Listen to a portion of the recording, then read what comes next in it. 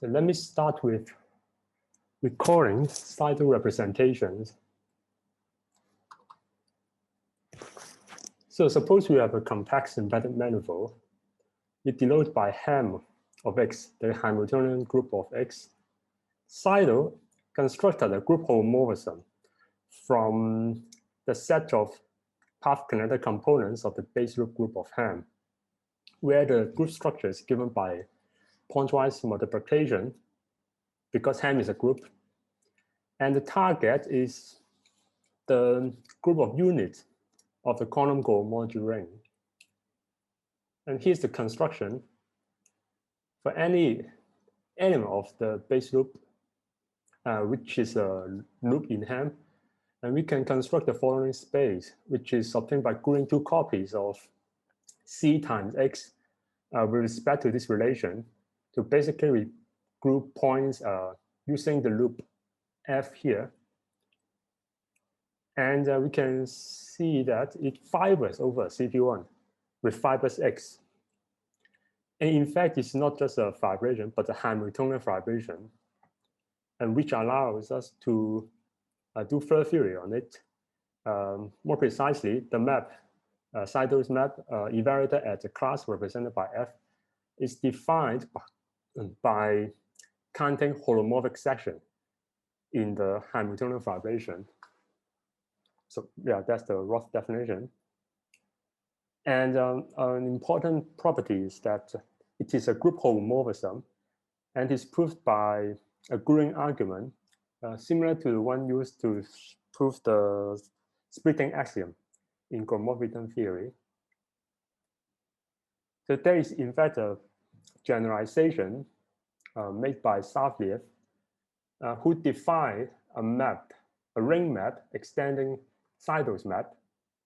The domain is now the homology of arbitrary degrees of the base loop of Ham to the quantum cohomology rings. So if the degrees, if we look at the degrees, 0 degrees, then it will become the domain of Seidel's map. That's why it's an extension. So the construction is similar. So given a cycle of possibly positive dimension, we construct a similar space.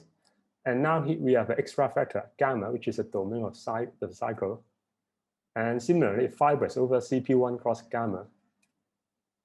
And so we have a family. So every gamma gives rise to a Hamiltonian fibration defined in the previous slide. And again, we can do further theory.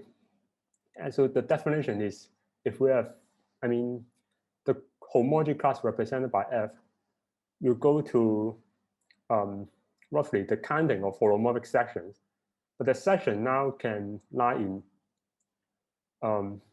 arbitrary, a Hamiltonian fibration within this family, determined by the input cycle F. And a similar grouping argument shows that it is a ring map. So the key point is that it is a ring homomorphism, and it's proved by general theory, some general argument. So here's the main theorem. And we will look at particular symplectic manifold coadjoint orbits of G, where G is any compact Lie group. So let me give you an example. G equals SUN, the special unitary group, so that all coadjoint orbits are the so-called partial Frank varieties, consisting of all the chains of linear subspaces of Cn, and where the dimensions are fixed, given by an increasing sequence of integers, k1 up to kr. And because the base loop of Ham is so large, we look at a smaller one, but still infinite dimensional, the base loop group of G. So we consider the composition, and the first map is induced by a map from G to Ham, because the G action is Hamiltonian, so we have such a map. So we consider the induced map and the composition. So the theorem just says that we know this map completely. And to tell you what this map is, I have to fix two bases of the source and the target, right? And then I tell you what the matrix is. And for both the source and targets, there are famous bases. So let's look at the cohomology of the coadjoint orbit first. It's given by the so-called Schubert classes. And you know, quantum cohomologies, so are not very different additively, just up to quantum parameters. So we look at quantum cohomology of O. And Schubert classes are represented by Schubert cells. And what are Schubert cells? Well, we have to fix a generic element of the dual of the Lie algebra of G first. There's a natural invariant inner product on this vector space. And we take this pairing and restrict it to the coadjoint orbit, you know, lying in the dual of Lie algebra. And it's known that it's Morse function. And the Schubert cells are defined to be a descending manifold. So example, let's look at SUN again, particularly SU3. And you see one of the coadjoint orbits is diffeomorphic to CP2, a convex projective plane. And to describe Schubert classes, we take a maximal torus. So in any case, we always take a maximal torus. But for our case, we can take T to be the subgroup of diagonal matrices. And if we arrange A to be an element of the Lie algebra of T, then we have such a picture, which consists of 3 points, as you can see, the 3 bullets in black color. And they are the critical points of the Morse function on O, or on CP2. And this point here is the closest to A, and is the maximum. So the descending manifold corresponds to the whole manifold. I mean, after compactification. So it gives rise to the fundamental class. And this point here, you will see correspond to CP1, because the Morse index is 1. So it corresponds to CP1. And the last point is farthest away from A, so it is the minimum. So it gives rise to a point class. So you see that these 3 classes are the standard basis of CP2, as you all know. So here's that I told you the basis of cohomology of coadjoint orbit. And for the Basel group, and everything has the so-called affine analog. So we have affine Schubert classes represented by affine Schubert cells. And they're defined in a similar way as the descending manifolds with respect to a perturbation of the energy functional or of the Basel group. We need the perturbation because E is both Morse, but not both Morse. And we actually know the critical set, which is a countable disjoint union of coadjoint orbits. It turns out that for any type of coadjoint orbits, it appears infinitely many of times. An example, SU3 again. So we have this picture contains a lot of points, and they form the so-called unit lattice. And there are the points going to the unit element under the exponential map. So many points, and every point gives rise to a affine Schubert class psi, which we call psi mu. And for each point, let's say mu2, and it's better to consider 2 other points, mu0 and mu1, because the 3 points are the 3 critical points on CP2, which is a component of the critical set.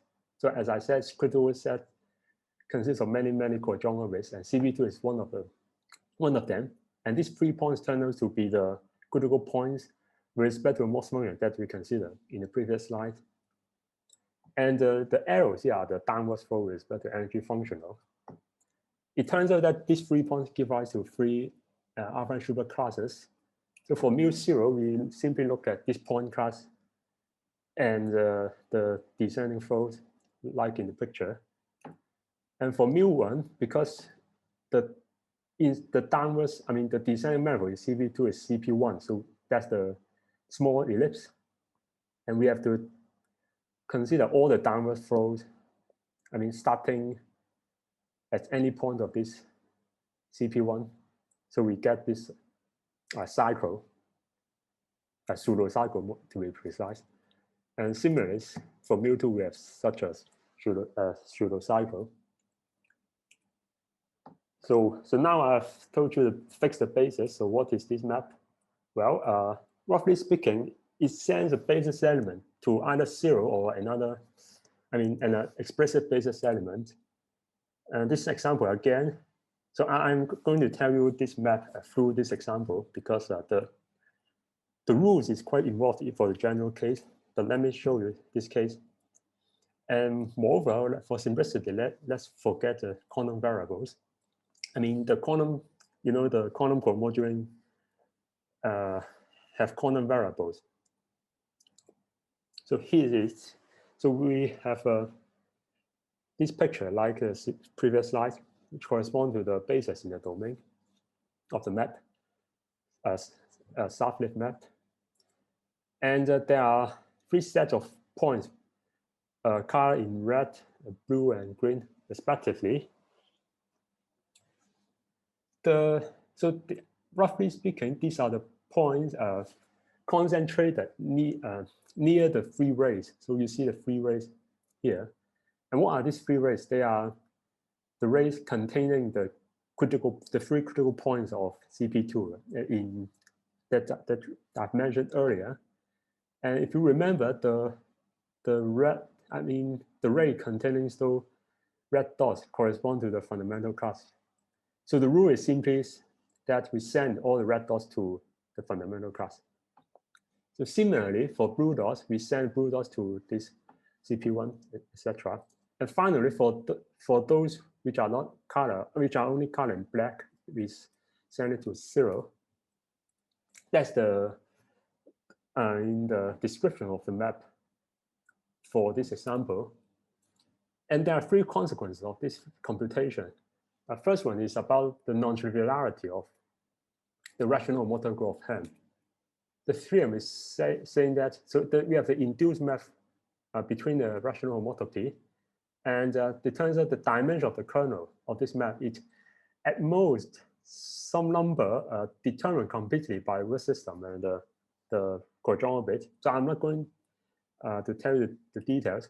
So it's better to look at the example.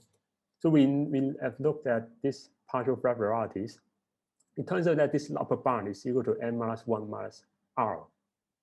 And it is a meaningful bound because the domain pi of SUN has dimension n-1. So it's always smaller than 1. And in fact, it can be 0 by putting r to be n-1. So in this case, is the case when the coadjoint passes through a generic point. For type A, it would be the sequence K1 up to KR would be every number. It contains all the numbers between 0 and n. So the kernel has 0 dimensional, that means it is injective. But for this case, it's actually an old result proved by Ketra, who actually proved a much stronger result based on previous work by Resnikov, Ketra, Majov, Gal, Ketra, and Trial, saying that we have a similar induced map, which is surjective. But the point is, why is it much stronger is that the group is a homomorphism group instead of Hamiltonian group. And you can show that their result, I mean, the surjectivity will imply the injectivity of the map. But I believe that its theorem does not hold for general O's, right? And second consequence is about Hofer geometry. So let me recall some background. We have a symplectic manifold, and if we have a path in the Ham, and it turns out there's a unique family of smooth functions on X called the normalized generating Hamiltonian, characterized by the Mark-Cartan equation and the normalization condition. And we can define the so-called positive Hofer length functional, which is closely related to the standard Hofer length Hofer norm, defined to be the average of the maximum of the generating Hamiltonian. And for the Hofer metric, that we will have a minus mean as well, but we will only consider this term, which is also commonly studied. So given such a functional, we can ask the following variational problem. Like in Riemannian geometry, given a homology class of the loop, base loop of Ham, can we minimize this expression, which is the maximum of the restriction of this function to any smooth cycle F, which represents this homology class A. And the result is that by the computation, we obtain the following. So for any, well, if we remember, when we describe the Savelyev map, we have 3 Kailas points. So for generally, they will be the points which will go to non-zero elements instead of zero elements. But for our case, they are the red dots, blue dots, and green dots. And for this mu, we have a constant such that the previous variational problem is solved. Namely, we have a lower bound, and this lower bound is actually attainable by explicit cycle. So both consequence and 1 and consequence 2 are actually standard consequences of the computation. For example, the argument used here has been used by many people. And it's also important to point out that this theorem is not a completely new result because Savelyev himself computed his map up to higher terms for the following case, which is that O passes through generic point and mu lies in the interior of the so-called anti-dominant chamber. So if you remember the picture I showed you, so there are three lines dividing the plane into 6 chambers, 6 triangles.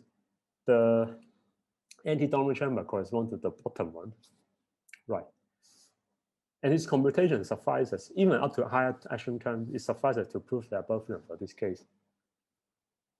But last but not least,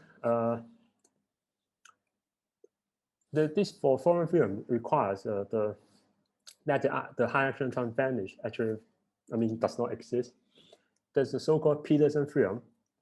That's a remarkable theorem in supercalculus, stated by Peterson in his famous MIT lecture and proved more than 10 years later by Lam and Schumann-Schorrow, is that they wrote down explicit linear map and show that it is a ring homomorphism.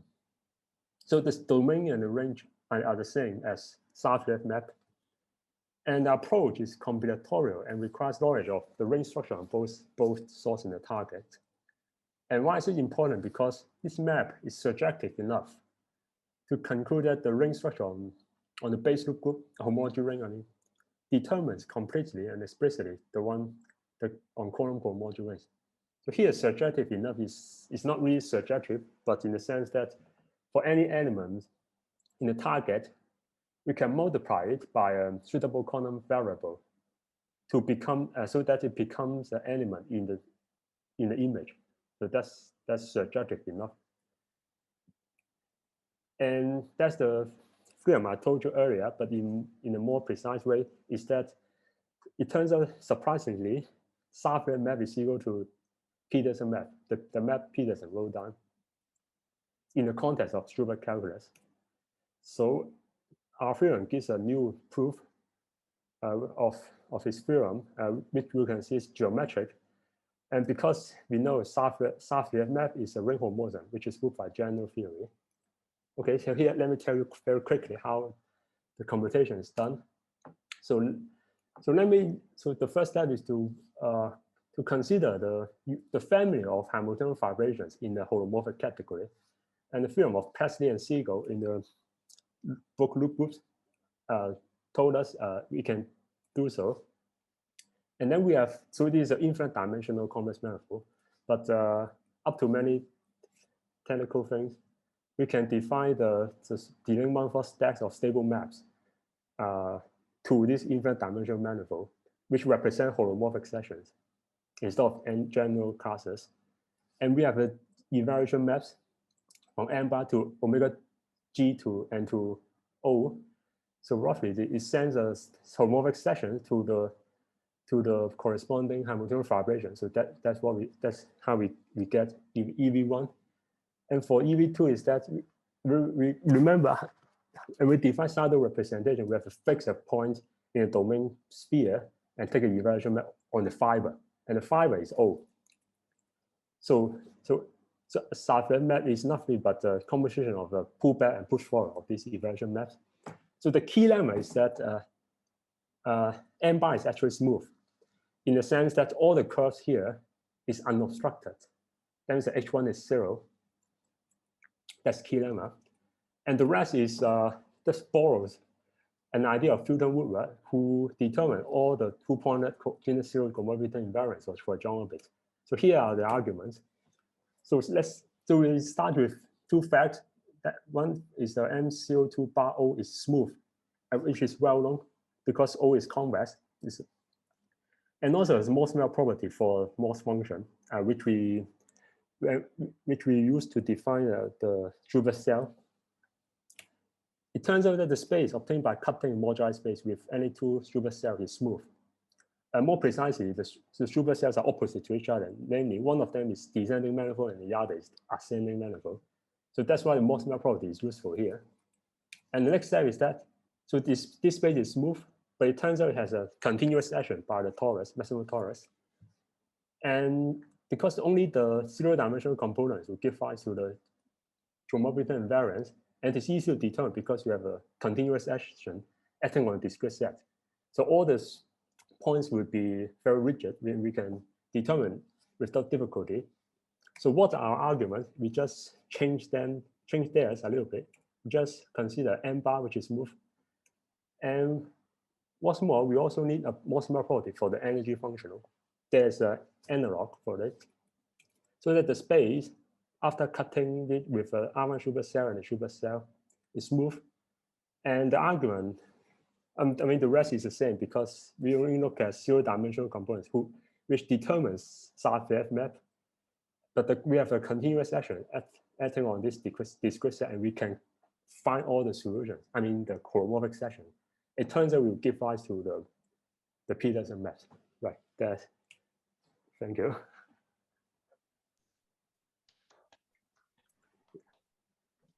Thank you very much. Does anyone have questions?